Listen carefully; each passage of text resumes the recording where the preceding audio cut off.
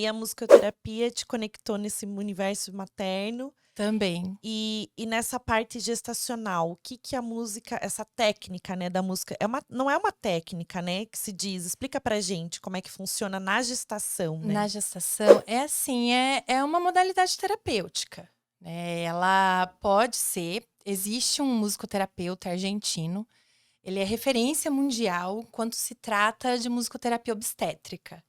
O nome dele é Gabriel Federico. E assim, por ter questão musicoterapia obstétrica, que foi quando começou, e agora tá surgindo um movimento maior falando de musicoterapia perinatal, né, tudo que gira ali em Em torno torno. do nascimento. Por ser, a musicoterapia obstétrica está ali vinculada ao período gestacional, então assim, é uma abordagem é uma modalidade terapêutica, né, e que tem começo, meio e fim. Ela tem um prazo para acontecer, porque o bebê nasceu, não é mais obstétrica, Sim. certo? Mas qual que era a pergunta mesmo que eu fiquei Esse falando? esse essa técnica, o que não é uma técnica, você acabou de explicar, é Ah, uma a questão do modalidade vínculo. é isso, essa questão do vínculo mãe e bebê. Quando uma mãe escuta música clássica, né, que todo mundo fala que escutar Mozart é bom, Hum. o que que acontece ali com o bebê, né? Então, Primeiro eu queria saber se o bebê ouve? bebê ouve. Ouve. Bebê ouve. Já fala um pouquinho mais disso. Pode ouvir A sim. audição, né, quando Isso é que não é surge. mito, eles ouvem sim. E assim, a música, por si só, ela tem tudo a ver na construção do vínculo mãe-bebê. Porque, muita gente fala: "Ah, conversa com o bebê", né, e isso tem todo um fundamento.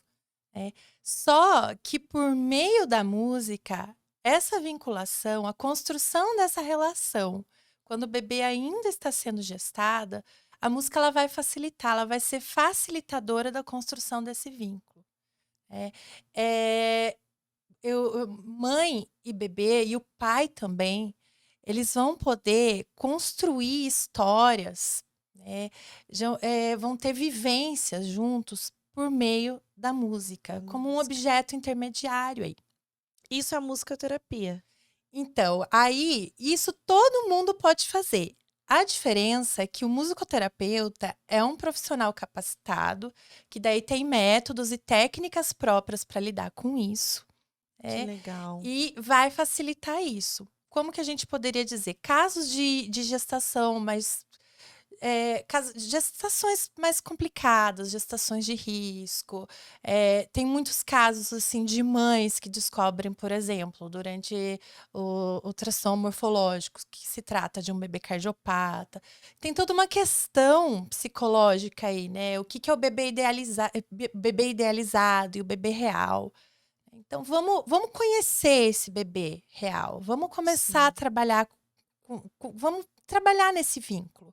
Como que a gente vai fazer isso, né? Todo mundo pode e deve cantar para o seu filho, só que o musicoterapeuta, por ter meios e técnicas próprias, ele vai fazer isso de um jeito diferente. Existem inúmeras técnicas. Sim, os pais não precisam saber tocar Não, instrumento, né. não precisam, não precisam. Assim, ninguém precisa para participar de uma sessão de musicoterapia, né, ninguém precisa, conhecer música, ter uma formação musical, não precisa ser afinado, não precisa tocar nada. Isso o musicoterapeuta sim, ele precisa ter um conhecimento musical, né, porque ele vai produzir, vai tocar, vai, enfim, fazer inúmeras coisas, ele precisa entender disso. Os pais não precisam, né. Pai, mãe, que quer eles só precisam ter vontade de participar.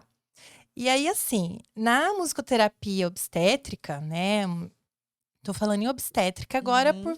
porque estamos falando de Gestação. gestantes, Uhum. né. Na musicoterapia obstétrica não precisam ser necessariamente casos graves, né. Posso simplesmente ser aquela gestante, eu estou a fim de fazer alguma coisa com o meu bebê, né. Sim. E assim, De criar esse vínculo e conexão, né. vamos pensar, por exemplo, né, num pré-natal psicológico. pré-natal psicológico, ele tem um objetivo muito claro, né? Vamos fornecer informações, né, sobre a gestação, o puerpério, o parto, questão de amamentação, e vamos, ao mesmo tempo, abordar questões, alterações biopsicossociais decorrentes de toda essa fase da vida, mais uma fase de desenvolvimento, tanto do Sim. bebê quanto da mulher. Então, e o próprio pré-natal psicológico, ele prepara essa mulher, psicologicamente para esse grande evento da vida dela, Sim. né. Nossa, isso deveria né, muito necessário, É. né, esse é pré-natal psicológico mesmo, é para que a mãe se prepare psicologicamente para a chegada desse bebê. É Sim, claro que a vivência e a experiência, né, da maternidade, o que traz mesmo, né, e também as sensações hormonais, né, tudo que sim. ela sente, baby blues, tudo que a gente sabe que o corpo está demandando, e não só isso, o psicológico, o cansaço, todas essas coisas físicas e emocionais. Então a gente sabe que as mães, quando passam, é diferente, mas se tem um preparo de Sim. né, psicológico com algo que envolva isso, né, que Uhum. acolha isso que ela vai viver e que ela, né, viva de uma maneira mais leve essa fase, é muito melhor. Isso E deveria ser privilégio para um privilégio ser vivido praticamente para política todas as de mulheres. saúde pública, né. Sim, com E certeza. porque assim, quando isso que você falou é muito importante, porque o pré-natal psicológico, ele é uma excelente ferramenta para prevenção de depressão, ansiedade e estresse, que É uma são escadinha, os né. 3 principais, assim, transtornos que, as mulheres são cometidas no pós-parto. E onde que entra a musicoterapia aí, né? A musicoterapia obstétrica, ela pode funcionar também como uma espécie de pré-natal psicológico. Mas aí a gente vai trabalhar muito na questão da vinculação mãe, pai, bebê, por meio da música. Então, às vezes a gente pode falar não só em musicoterapia, né, não precisa entrar numa questão terapêutica, mas vamos falar em estimulação musical pré-natal, né. Vamos estimular esse bebê por meio da música. Tanto assim, é um cérebro que está se formando, é um bebê que está se formando, podemos estimulá-lo, né, cognitivamente, né, e vamos estimulá-lo com relação à questão sensorial, questão dos sons, e aí constrói esse vínculo. Como que a gente constrói esse vínculo? É como você comentou, os bebês ouvem. Por volta de 12 semanas, eles vão começando a formar todo o aparelho auditivo. De 30 a 35 semanas, o aparelho auditivo ele já está maduro. Com 19 semanas, um bebê é capaz de discriminar sons com uma frequência de 500 Hz, por exemplo. Nossa. Isso, assim, ele consegue discriminar muito bem, né. Eh Mesmo dentro da água. sim, e é aí que tá o Porque o som do barato. útero, né, esse ruído branco que todo mundo fala, que simula o som do útero, é porque o bebê tá ouvindo que ele tá como se fosse envolto, né, num ambiente cósmico ali de Sim, água. aquático, né, É, e a água ela transmite o som, ele aquático, isso que eu ia falar. É. assim, o que é bacana é que, como você falou, o bebê, ele não vive no silêncio. Ele vive num ambiente rico em sons. E ele recebe esses sons por 3 vias. Ele tem os sons próprios do ambiente uterino, o próprio líquido amniótico, ele tem os próprios batimentos cardíacos, né, o som dos movimentos dele, abrir, fechar a boca, né, ele tem os sons, de movimentos peristálticos da própria mãe, batimentos cardíacos maternos, até a própria circulação sanguínea materna, aquele som forte que a gente ouve no ruído branco, né. E também, enfim, tem todos esses sons, isso é o que ele recebe lá dentro, né. Ele consegue ouvir os sons externos, sabe, o que se passa no ambiente, lá pelas 20 e poucas semanas, ele consegue discriminar a voz do pai e a voz da própria mãe, né? E se parar pra pensar, ele ouve a voz da própria mãe. Como eu poderia dizer isso sem soar estranho? Por dentro e por fora, porque Sim. ele ouve ela por aqui e o som da voz dela quando sai por fora. E aí que tá o canal, sabe? Já viu aqueles bebezinhos que nascem, já são tudo assim, né? Procurando. Procurando, porque ele já ouviu essa voz. É algo Sim, instintivo ali de, né? sim. E se você parar pra pensar, isso que você falou até me lembrou de uma coisa. O bebê, ele vive num mundo permeado de sons. Quando ele nasce, tem ausência de sons. Pra pensar. Todos esses sons que a gente ouve, o som do ultrassom, é muito som. É muito som. E de repente, ele tem um nada. E de repente, ele ouve a voz daquela mãe. E ele ouve a voz do pai. Isso faz toda a diferença pra ele. Sim.